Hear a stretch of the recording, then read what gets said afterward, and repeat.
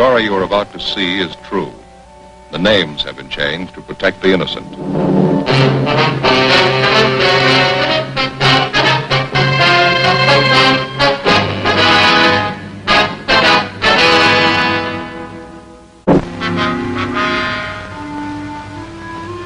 The fourth largest city in the United States. It's still growing.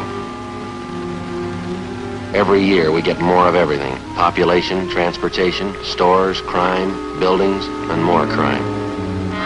More than 50,000 major crimes were committed last year alone. That means 50,000 criminals. They range from professional killers to petty thieves. A lot of them are experts. Every year they seem to get better at their jobs. And the better they get, the harder I work. I'm a cop. It was Tuesday, April 28th. It was warm in Los Angeles. We were working the day watch out of Safe Detail, Burglary Division. My partner's Ed Jacobs. The boss is Captain Wisdom. My name's Friday. It was 2:16 p.m. when we got back to the Hall of Justice, Superior Court, Department 38. On January 4th, the safe in the Grant Herald building was burglarized. It took us weeks before we narrowed down the suspects to one man. He was an ex-con, a two-time loser. It took more weeks of interrogation, gathering evidence, long hours in the crime lab to build our case against him. It was a big job, a hard one. He was guilty. We were convinced of it. We had one step to go. There was the jury. We had to convince them.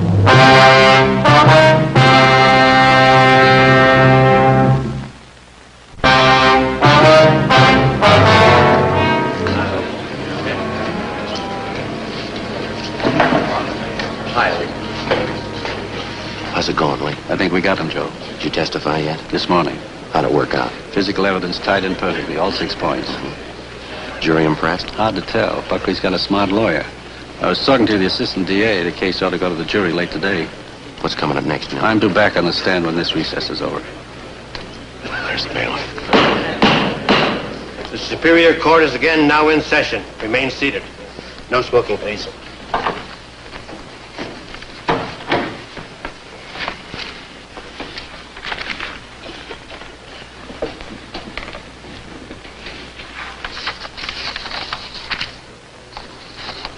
Let the record show that the jury, the defendant, and his counsel are present.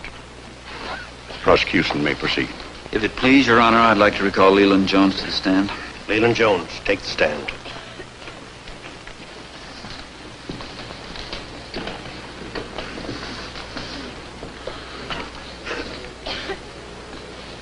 Be seated. If I may, Your Honor, for the benefit of the record, state that Leland V. Jones has been duly sworn, that counsel for the defense has stipulated that he's a forensic chemist attached to the Scientific Investigation Division of the Los Angeles Police Department, and that he's qualified to testify as an expert in the case. Proceed. Mr. Jones, earlier today in this court, you heard the testimony to the effect that Conrad Buckley had identified these exhibits as his own. This wool jacket, this pair of trousers, and these shoes, did you not? I did. This morning, Mr. Jones, you pointed out these pertinent facts about these articles of clothing. First, People's Exhibit 1, the red paint smudges on the soles of the shoes. They match the paint on the ventilation pipe, which leads to the third floor of the Grant Herald building. Is that correct? That is correct. You further stated that the footprints left at the scene of the crime were made by a size 8 shoe with Cuban heels and metal taps on each toe. Is that correct? That's right. People's Exhibit 1. A pair of black shoes identified by the defendant as his own. They're stamped size 8, Cuban heels, metal taps on each toe. Mr. Jones, you're acquainted with the fact that on the night of January 4th, someone scaled the ventilator pipe at the third floor of the Grant Herald building, forcibly entered the attic of the building, gained access to an adjoining suite of offices, and there burglarized the safe. I'm acquainted with that fact. Is it possible that someone else other than the defendant could have burglarized that safe? In my opinion, no. On what do you base your conclusion? I base it on the application of the law of probabilities to such a case as this. Would you explain that to the jury, please? First, let's apply a set of figures to these facts. Let's say, conservatively, that one man in every 100 in this city wears a size 8 shoe with Cuban heels and metal taps on the shoes. And then, let's say that one man in every 100 has red paint smudges on the soles of his shoes. Same color and same texture as the paint from the building. Further, let's estimate that one man in 100 also wears 10 ribs to the inch, woven trousers, and a wool jacket woven 12 ribs to the inch. Let's also estimate that one man in 100 carries a small piece of charred lath in his jacket. Then let's say that one man in 100 carries in the cuffs of his trousers particles of Plaster, similar to the plaster in the attic of the Grand Herald building. What are the chances, then, that one man in this city, other than the defendant, could possess all 6 of these various items? That would be 1 chance in 1 trillion. Well, how do you arrive at that figure, Mr. Jones? Well, simply by multiplying 100 by itself 6 times over. You mean only 1 man in 1 trillion, other than the defendant, could have burglarized the safe on the 3rd floor of the Grand Herald building? That's correct. 1 trillion. Can you give the jury something to compare that figure with? That's more people than have lived on Earth since the beginning of time.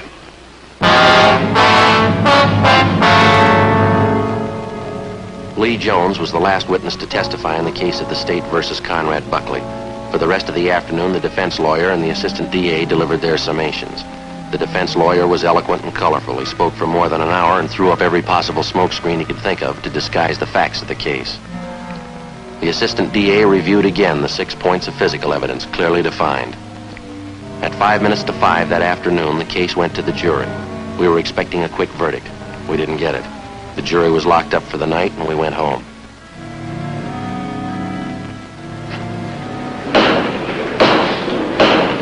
The Superior Court, State of California, and for the County of Los Angeles is now in session. The Honorable John Edwards, judge presiding. Ladies and gentlemen of the jury, have you reached a verdict? Yes, Your Honor, we have. Hand me the verdict.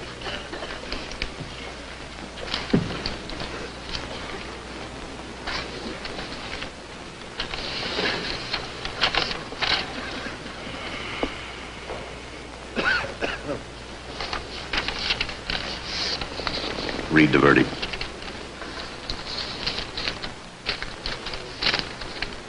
Superior Court of the State of California in and for the County of Los Angeles People versus Conrad Buckley.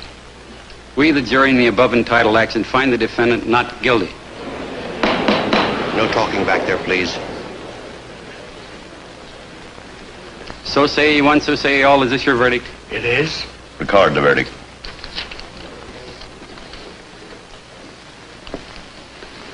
Ladies and gentlemen of the jury, I've been a judge for 26 years.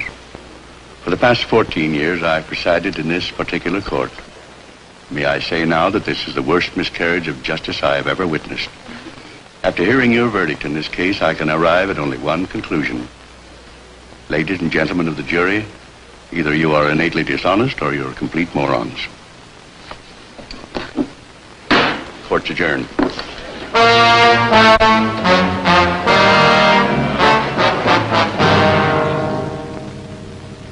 As soon as possible, the district attorney's office began exploring the personal life and background of each one of the 12 jurors. They contacted their neighbors, their friends, their acquaintances.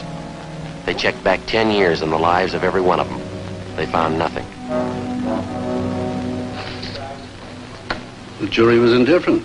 They wouldn't follow the case. Well, all the facts were there, Lee. None of the jurors were fixed. The DA's office found out that much. Why wouldn't they follow the case? A lot of people think they're doing their city a big favor when they serve on a jury. Yeah. They figure all they have to do is sit in the jury box for a few days, mark a ballot as fast as they can, and then leave. Beats me. They pay the taxes. They pay for these trials. They can follow the technical case closely if they want to.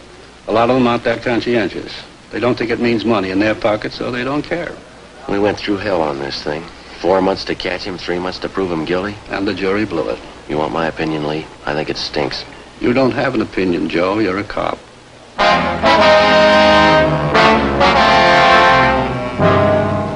The case of Conrad Buckley became just another item filed away with hundreds of thousands of others in the record bureau of the Los Angeles Police Department. 6 days after he was acquitted, he left the city and a few weeks later was reported in Baltimore, Maryland. After that, he dropped from sight.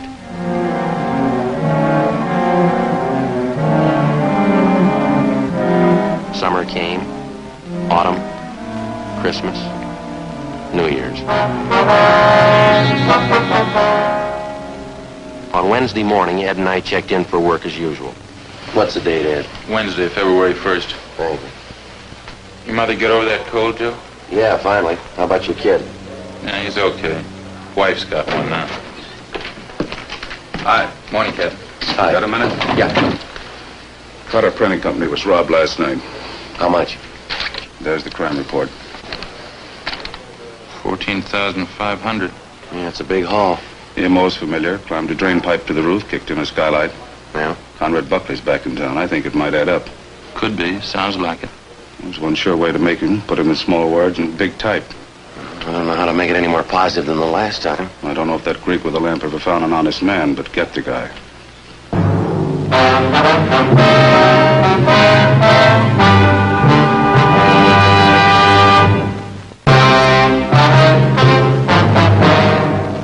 Ed and I drove out to the Cotter Printing Company and spent the rest of the morning and most of that afternoon checking into the $14,000 safe burglary. We examined the office where the burglary took place and the smashed skylight where the thief entered. We traced his path from the time he got into the building to the time he left. No fingerprints, no leads.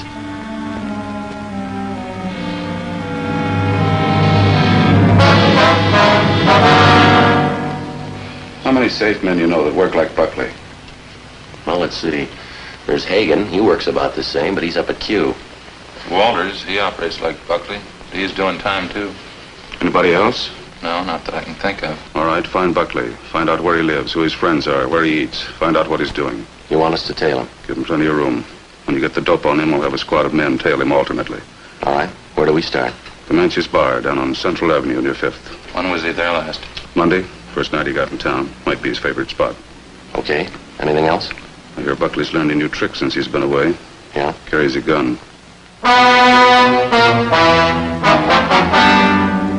That night, Ed and I started down into the south end of the city to find Conrad Buckley. First stop was Comanche's Bar. Buckley didn't show. The next night was the same. And the night after that, no sign. On the fourth night, at 10 minutes past 8 p.m., Saturday, February 4th, Ed spotted Buckley entering. We waited.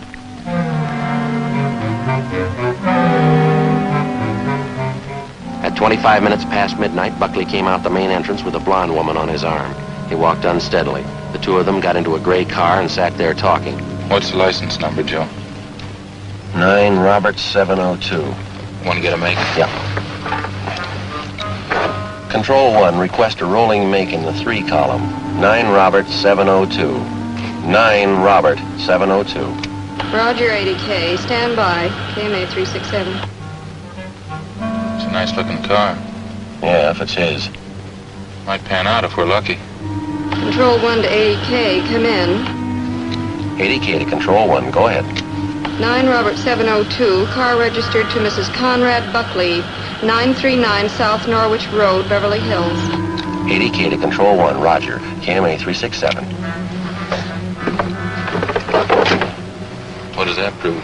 Proves he's supporting a new car and a wife. Let's find out how.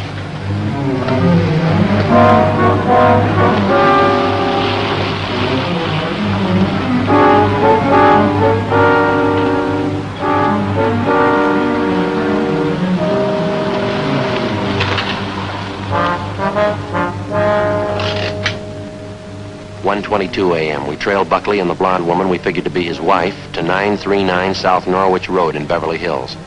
We waited. At 3 a.m., Ed called Captain Wisdom and a couple of men were sent out to relieve us.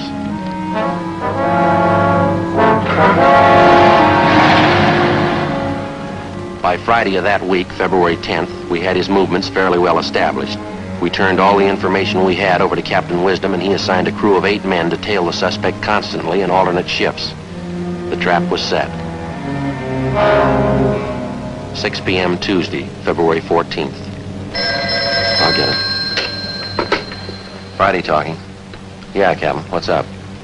Uh-huh. Yeah, right. Buckley, he's making a move.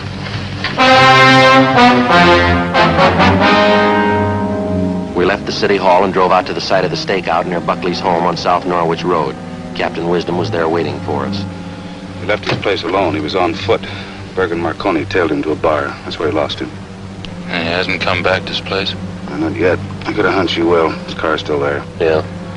We can shake him down. If he's been out on a caper tonight, he should have whatever he stole with him. Car there in the driveway? Yeah, check the license.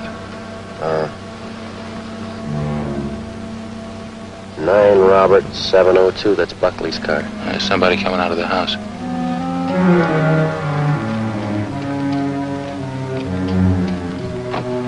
That his wife? Looks like it. Does she know either one of you? No.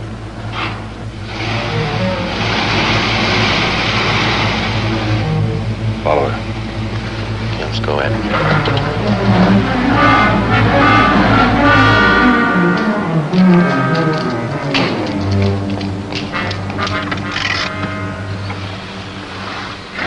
place okay? Can you see the door from here? Yeah, this is fine. Captain? Sir, move. Let's sweat it out.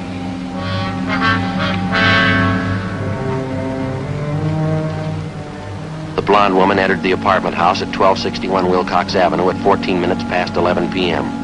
At 5 minutes past midnight, she came out and got in her car. A man was with her. Buckley. Must be the hideout. You two follow them. When they get to the house, shake them down. What about you? I'll check the apartment. Meet you back at the office. Right.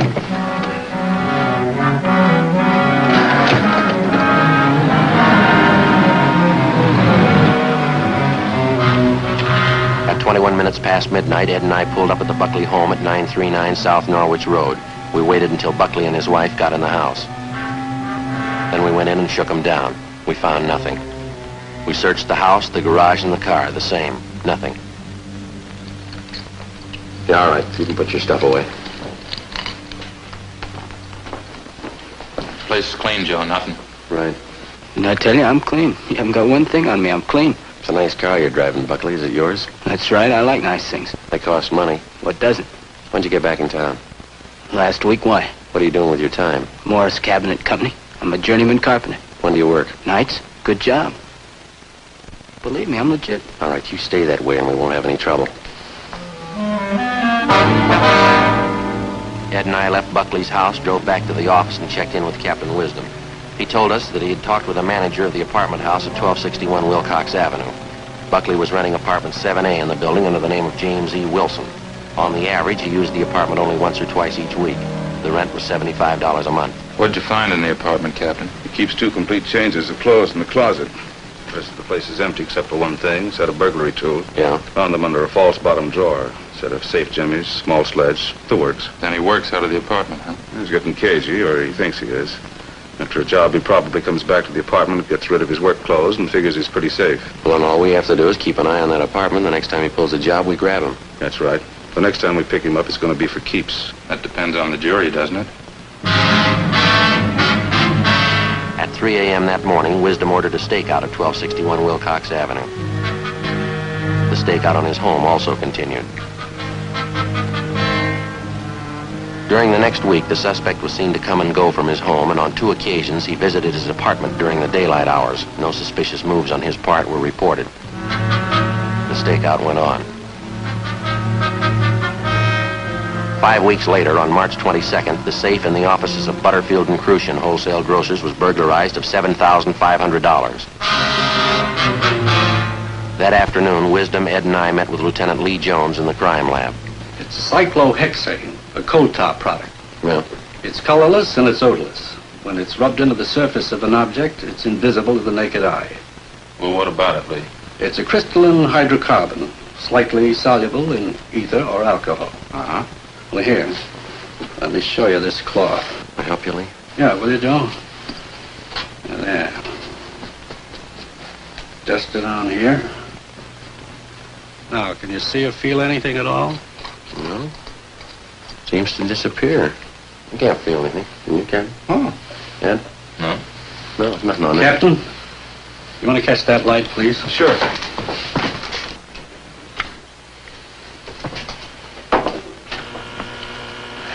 Have a look. How about that? Seems to glow. Yeah. Will this stuff rub off, Lee? Try it.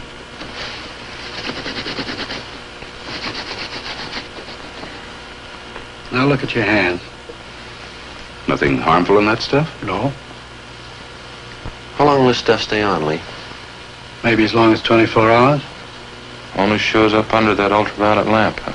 That's right. Well, does it work on everybody? It'll work on Buckley. 10 minutes later, Wisdom put in a call to the 2 men on stakeout at Buckley's apartment on Wilcox Avenue. They reported that the apartment was empty. Buckley hadn't been near it since early the day before. At 6 p.m. that night, Lee Jones, Ed, and I went to the apartment, let ourselves in with a pass key, and went to work with 2 jars of cyclohexane. We dusted it on everything in sight, on Buckley's clothes, his shoes, his hat, and on the set of burglary tools which we found in the false bottom drawer. We rubbed it in until it was invisible. We arranged everything exactly the way we found it, and then we went back to the office.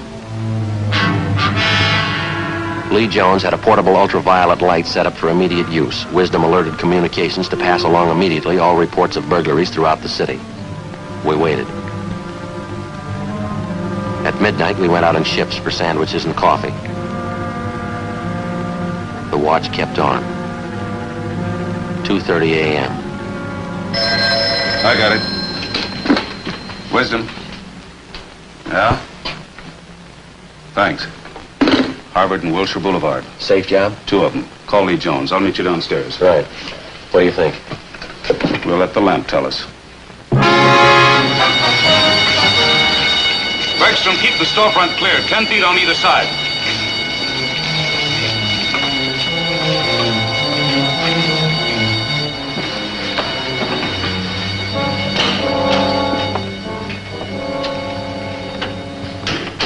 Anything, Lee?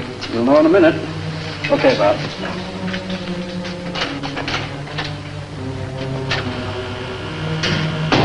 All right, we can try it.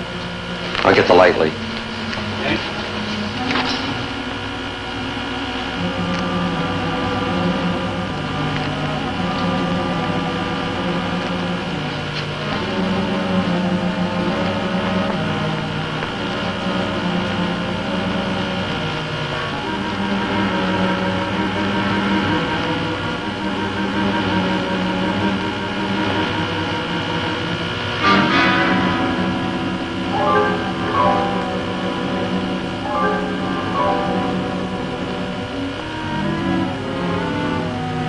That's it.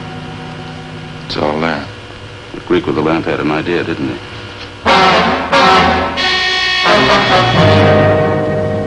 Before we left for Conrad Buckley's house, Lee Jones directed the photographer to stay at the scene of the burglary and take photographs of the telltale cyclohexane prints and all other pertinent photographs for use in court. At 8 minutes past 4 a.m., we walked into Buckley's living room. Now, look, this is kind of getting on my nerves. It's 4 in the morning. Ed, outlet's right down there. Right. What is all that stuff? What's that you got? Okay. Right, Lee. Okay, Joe, the light. What's this all about, anyway? Look at yourself. What are you doing to me? What is all this stuff? Like a Christmas tree. Yeah. I don't have to take this stuff. You haven't got anything on me. You had me in court once before, and you had to turn me loose. Yes, we had you in court, and I can tell you every move you made in that case. Yeah? You tell me if I'm wrong. You climbed the back of the Grand Herald building using some pipes as supports. You crawled across the roof on your hands and knees to the firewall. You raised up a couple of times to see if everything was clear. You went over the firewall, leaving impressions of your coat and trousers. One of the coat buttons was scratched, so you went over stomach down. You then went to the front of the building, walking in a crouched position to see if there were any police cars in the vicinity. Then you returned to the skylight. How am I doing? Keep talking. You removed the glass from the skylight, crawled through the entrance, kicked a hole through a plaster wall into the attic. You broke some of the charred laths so that you could crawl through the attic to an opening in the office of the Grand Herald building. Then you opened the safe and took out $1,250. Is that right? No, I took $1,350. Okay. You give me a couple of hours and I'll tell you what you did on this case. Here's your coat. Yeah. What about my clothes? They're all ruined. By the time you need them again, they'll be out of style. All right, come on, let's go.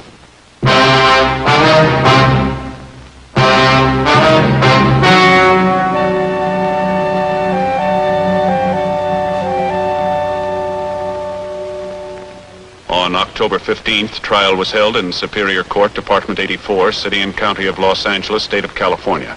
In a moment, the results of that trial.